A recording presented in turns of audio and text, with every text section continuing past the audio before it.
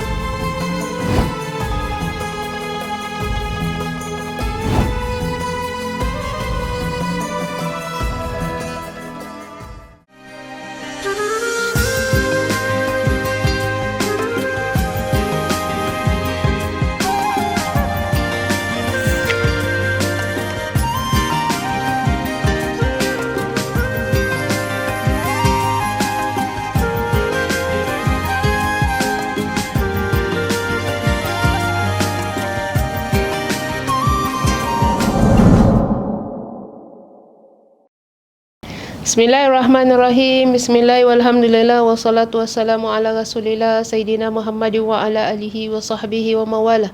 Rabbi shrah li sadri wa yassir li amri wa hlul 'uqdatam min lisani yafqahu qawli. Allahumma aftah alaina hikmataka wa anshur alaina min khazaini bi rahmatika ya arhamar rahimin. Amin.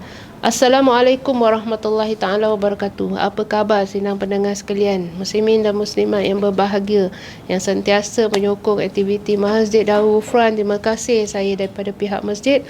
Mudah-mudahan kita dalam menjalani kehidupan kita dalam Singapura ni, dalam keadaan serbi batasan ni, kita sentiasa dapat meluangkan masa untuk kita menghadiri majlis ilmu walaupun dalam online kita ni. Alhamdulillah diberi kesempatan yang banyak, kelebihan yang banyak. Dalam masa-masa kesusahan tu banyak kelebihan yang Allah berikan, termasuklah kita sentiasa dapat mempelajari banyak ilmu menerusi program-program masjid-masjid, termasuklah Masjid Darul Ghufran kita, insya-Allah. Kita doakan masjid, pekerja-pekerjanya, stafnya, asatizahnya yang mengajar, masyarakat yang sentiasa menghadiri solat dekat Masjid Ghufran ni diberi kelebihan oleh Allah Subhanahu Wa Taala, jaga keselamatan mereka, jaga kesihatan mereka. Mudah-mudahan mereka sentiasa dalam keadaan baik, insya-Allah. Okey, kita hari ini masih lagi kita membicarakan dalam bab 185, iaitu bab kelebihan berwuduk. Jadi minggu yang sebelumnya saya sudah terangkan tentang surah Al-Maidah ayat 6. Kemudian kita terangkan juga kelebihan mengambil wuduk dengan bercahaya anggota-anggota wuduk kita, dan begitulah kelebihan wuduk yang diterangkan dalam dua hadis yang sebelumnya sudah kita bincangkan. Pada hari ini kita sambung tentang kelebihan ataupun keutamaan berwuduk ni dari segi penghapusan dosa-dosa. Iaitu disebutkan di sini dalam hadisnya, muka surat 1051, hadis tersebut dalam bab ni, an Uthman bin Affan radhiyallahu anhu qala Rasulullah sallallahu alaihi wasallam, man tawadda'a fa ahsana al-wudu'a kharajat khatayahu hatta tahruja min tahti azfarih. Rawahu Muslim. Dari Uthman bin Affan radhiyallahu anhu katanya, Rasulullah sallallahu alaihi wasallam bersabda, barang siapa yang berwuduk lalu memperbaguskan wuduknya, iaitu menyempurnakan sesempurna mungkin. Sesempurna mungkin, kenapa dia cakap sesempurna mungkin? Maksudnya itu batas yang kita mampu untuk sampai. Ataupun kita boleh cuci mana anggota yang boleh, anggota yang tak boleh kita buat tayamum. Itu yang dia kata sesempurna mungkin, atas kemampuan kita. Maka keluarlah, kata Nabi, tahruju min tahti asfarihi, iaitu apa yang tahruju, apa yang keluar, khatayahu, iaitu maka keluarlah kesalahan-kesalahannya, sehingga keluarnya itu sampai dari bawah kuku-kukunya. Disebut kita ambil air wuduk kan, nanti ada air titisan daripada air celah akhir-akhir anggota badan kita tu jatuh begitu. Begitulah jatuhnya kita punya dosa-dosa. Pernah satu masa pun seorang tu datang jumpa Nabi dengan mengatakan dia tu ada melakukan tak baiklah perzinahan, sedangkan bukan berzina maksud dia, tapi dia memeganglah wanita. Jadi pada dia adalah satu dosa besar bagi diri dia. Datang nak tanya Nabi tentang hukumlah, bagaimana dia nak bersihkan kesilapan dia yang tadi. Maka waktu itu terjadilah pula azan berkumandang, kemudian Nabi ajak dia pergi solat. Kemudian dah habis solat tu, dia tanya Nabi lagi, masa tadi pertanyaan belum dijawab. Maka Nabi bilang, tadi wudukmu dan solatmu tadi sudah menghapuskan dosamu, dosa-dosa kecil dia tadi. Gitulah kelebihan kita mengambil wuduk dan juga solat. Antara solat dengan solat, ataupun antara kita ambil wuduk dengan kita ambil wuduk lagi satu, dia akan menghapuskan dosa-dosa di antaranya. Kemudian disebutkan lagi di sini hadis seterusnya, iaitu dari Osman bin Affan juga. Tadi Osman juga, yang ini juga adalah Sayyidina Osman juga membawa riwayat yang seterusnya, iaitu qala ra'aitu Rasulullah sallallahu alaihi wasallam tawadda'a misla wudu'i hadha, summa qala man tawadda'a hakadha rufira lahu ma taqaddama min dhanbi wa kanat salatuhu wa mashyuhu ila al-masjid nafilah rawahu Muslim. Dari Utsman bin Affan radhiyallahu anhu pula katanya, saya melihat Rasulullah sallallahu alaihi wasallam berwuduk seperti wudukku ini. Jadi baginda ataupun sahabat-sahabat ni akan imitate, akan ikut sebagaimana yang Nabi lakukan. Jadi kalau kita memang ada anjuran kepada kita, gesaan juga kepada kita, kalau kita misalnya mengalami umat ke belakang ni kan, umat Nabi yang ke belakang ni tak pernah jumpa sahabat dan sebagainya. Jadi kalaulah kita ada apa-apa perkara yang meragukan kita dan sebagainya, disuruh ikut ahli Madinah. Orang-orang ahli Madinah turun temurun melakukannya, berkenaan dengan ni lah, berkenaan dengan adat culture tu kita tak payah nak ikut, kita ada masing-masing. Tapi berkenaan dengan ibadah, mereka tu orang yang ahli. Sahabat-sahabat turun temurun sampai ke tabi'in, tabi'in sampailah kepada kita cara wuduknya mereka seperti itu. Jadi kata Sayyidina Utsman bin Affan, beginilah cara wuduknya Nabi. Saya melihat Rasulullah sallallahu alaihi wasallam berwuduk seperti wudukku ini. Jadi dia ikut wuduk dia sama seperti apa yang Nabi buat. Kemudian beliau bersabda, kemudian beliau sallallahu alaihi wasallam bersabda, barang siapa yang berwuduk sedemikian, man tawadda'a hakadha, bagi siapa yang berwuduk seperti demikian, maknanya bila Nabi wuduk tu sahabat tengok, Nabi beritahu siapa yang berwuduk demikian maka diampunkan untuknya dosa-dosa yang telah lalu, dan solatnya serta jalannya ke masjid adalah sunnah hukumnya.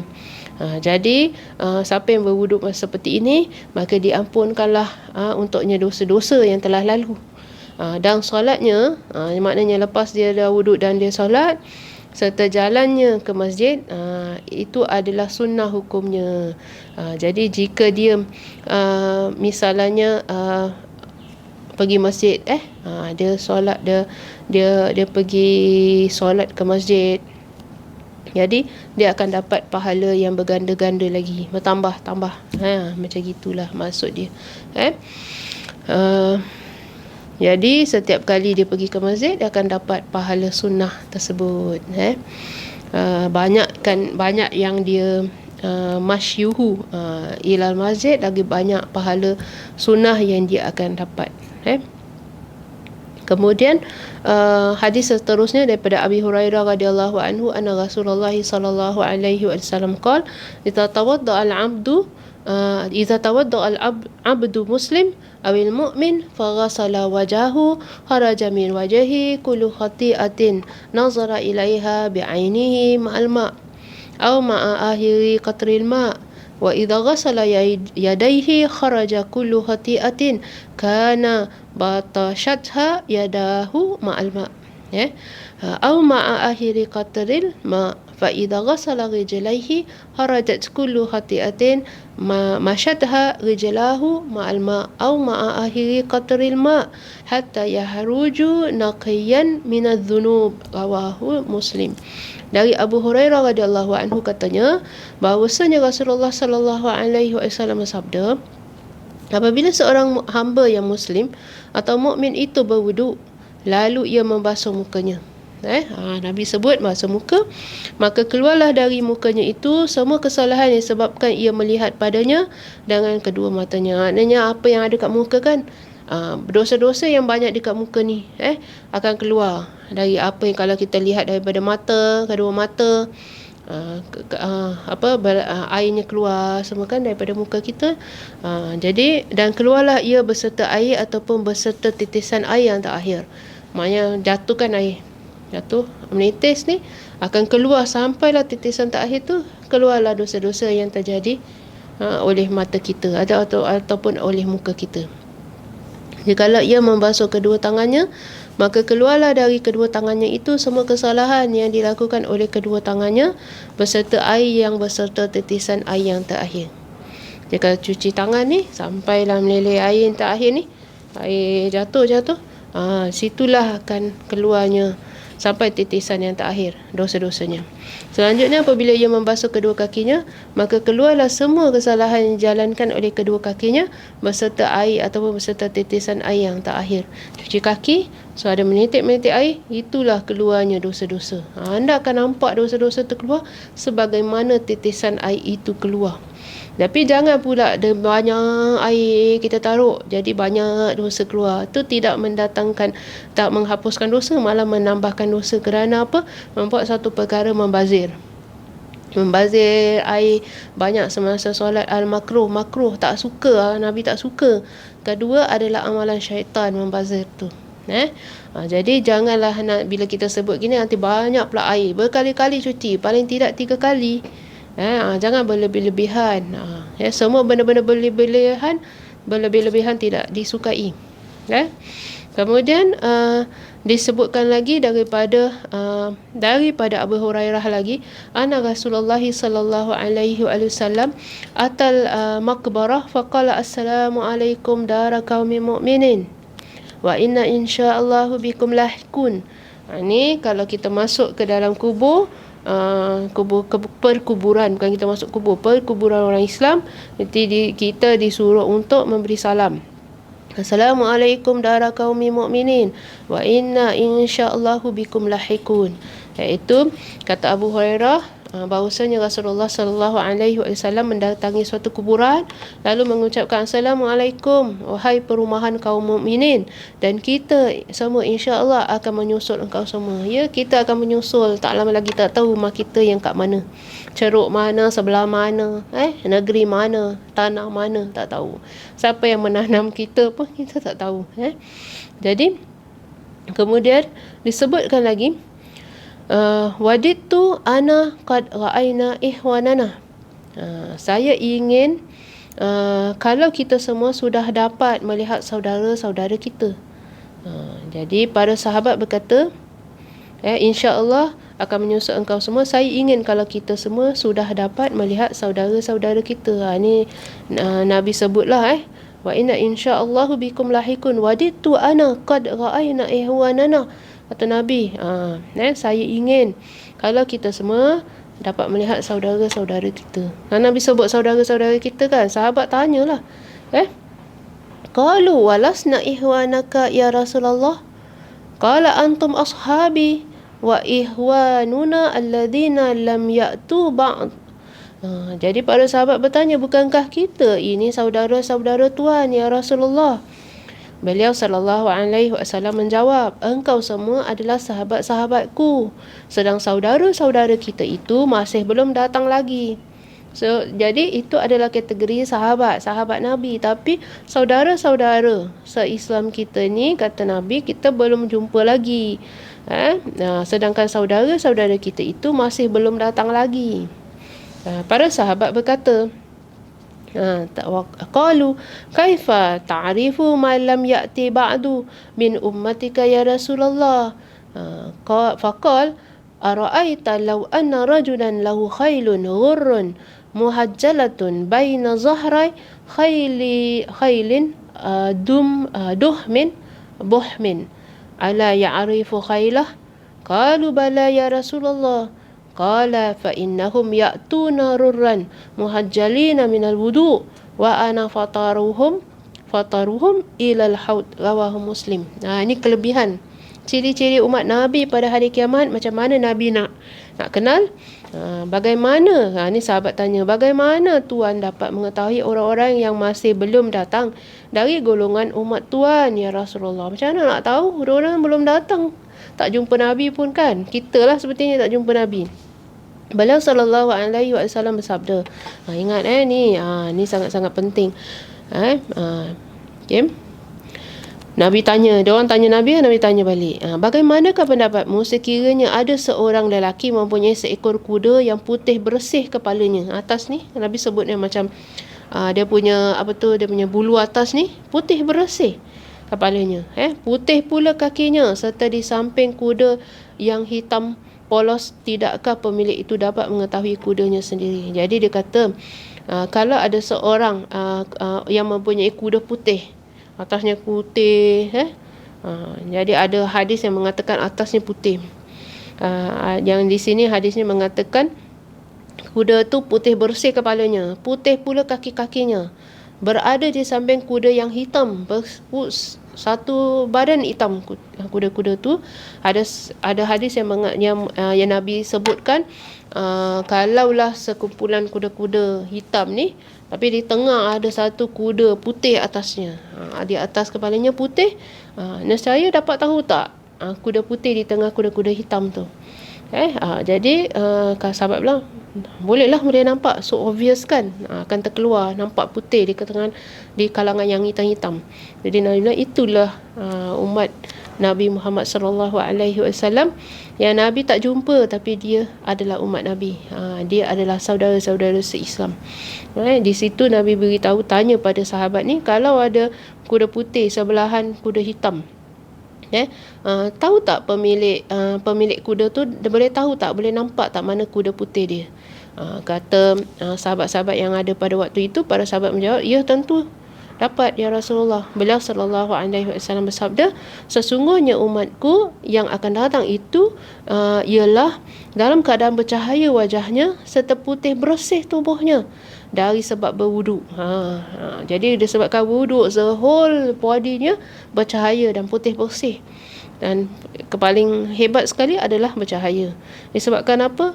Kesan asar wuduk, kesan daripada wuduk tadi.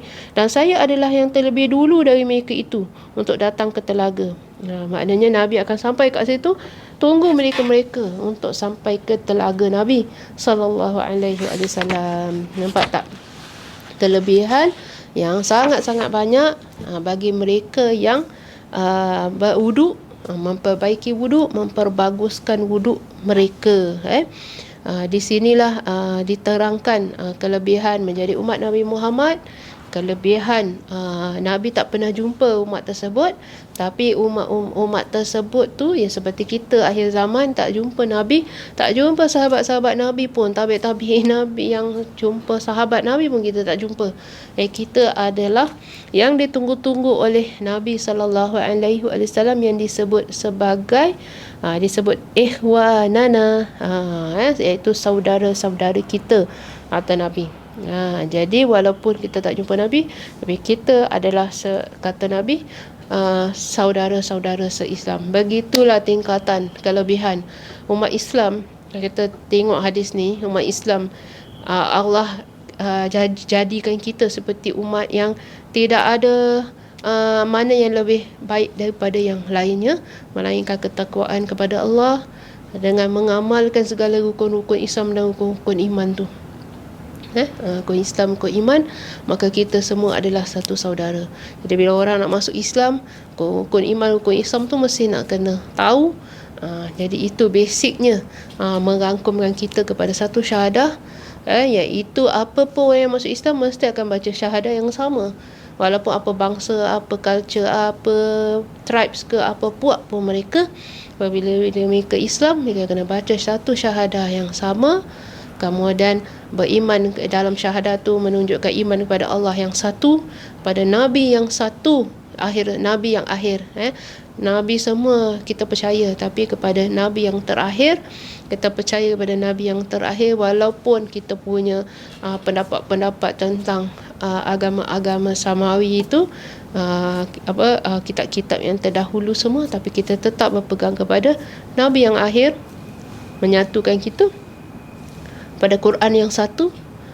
Jadi bila saya buat orang masuk Islam ni, saya selalu ingatkan daripada 1400 tahun yang lalu kita menggunakan sama kitab. Jadi tidak mungkin orang boleh kata misalnya kalau Al-Quran tu boleh mengalami perubahan, orang mimpi pun kita terima dia sebagai hukum dan undang-undang, tidak boleh. Kerana sudah habis. Kalau kita nampak apa-apa dalam mimpi kita dan sebagainya, itu sebagai kelebihan yang mungkin Allah berikan kepada seseorang, boleh dia amalkan, tapi bukan menjadi satu hukum wajib kepada semua orang. Kerana hukum wajib menjadi semua orang adalah termaktub pada sunnah Nabi, pada Al-Quran dan juga sunnah Nabi yang Nabi terangkan. Tidak ada clash antara sunnah dan juga Al-Quran. Jadi dibawa oleh Nabi yang satu, Al-Quran itu dibawa kepadanya, dia faham. Jadi sudah tentu tak boleh ada clash lah antara sunnah Nabi dan juga Al-Quran, saling membantu. Kita tak boleh Al-Quran itu mengalami perubahan dan juga ditambah, tukuk tambah. Tahun berapa ada tukuk tambah, tak boleh. Kerana daripada 1400 tahun yang lalu sampai sekarang, umat Islam tetap sama di hadapan Allah Subhanahu Wa Taala. Tetap akan Allah uji, Allah tanya, kenapa kitab tu yang sama tapi tidak dilakukan dengan sebaik mungkin. Tak bolehlah kita kata kalau kitab tu mengalami perubahan di tengah-tengah, orang yang terdahulu buat lain, orang yang ke belakang buat lain. Mungkin yang terdahulu buat lebih susah daripada orang ke belakang, mungkin yang ke depan buat lebih mudah daripada yang ke belakang. Tidak mungkin. Semua akan sama. Daripada awal dulu Quran diturunkan sampai ke hari kiamat, kita umat Islam akan menghadapi ataupun mengamalkan benda yang sama, diberi cubaan yang sama. Yang kita menghadapi kehidupan, banyak besar kecil cabaran cubaan itu, tetap kita kena balik kepada Al-Quran dan sunnah Nabi sallallahu alaihi wasallam. Begitulah bagaimana dalam kehidupan kita ni, sebagai umat yang bersatu, disatukan oleh syahadah, satu syahadah, satu kiblat, satu Quran, dan kita percaya kepada Nabi dan juga malaikat dan juga kitabnya, dan juga qada dan qadar yang Allah jatuhkan ataupun jadikan bagi diri kita masing-masing. Kita kena hadapinya, tolong menolong antara satu sama lain, membantu manusia-manusia lain untuk sentiasa beribadah kepada Allah Subhanahu Wa Taala dalam apa-apa difficulties pun, kesusahan pun yang mereka hadapi di dalam dunia ini. Tetap Allah akan datangkan dengan jalan keluarnya, insya-Allah. Saling kita watawasau bil haq dengan watawasau bis sabr. Saling ingat mengingati dengan kebenaran, saling ingat mengingati dengan kesabaran, insya-Allah. Kita berhenti sampai sini. Astaghfirullahalazim, astaghfirullahalazim, astaghfirullahalazim. Subhanakallahumma wa bihamdika asyhadu an la ilaha illa anta astaghfiruka wa atubu ilaik. Bismillahirrahmanirrahim. Wal 'asri innal insana lafi khusr illa alladhina amanu wa 'amilus solihati wa tawasaw bil haqqi wa tawasaw bis sabr. Wa sallallahu ala sayyidina Muhammad wa ala alihi wa sahbihi wasallam. Walhamdulillahirabbil alamin. Wabillahi taufiq wal hidayah. Assalamualaikum warahmatullahi taala wabarakatuh.